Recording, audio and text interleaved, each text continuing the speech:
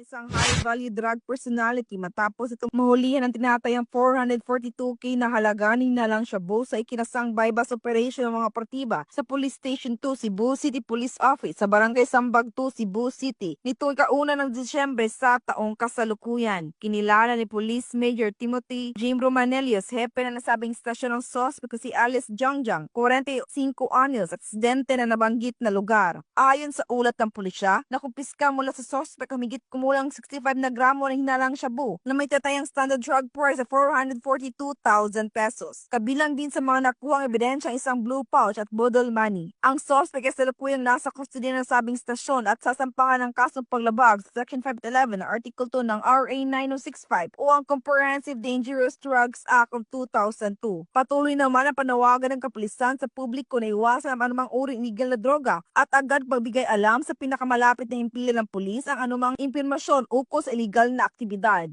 Mula dito sa Cebu City, ako ang inyong Police News Network correspondent, Patrolwoman Annalyn N. Canog, alagad ng batas, tagataguyod ng Balitang Pulis.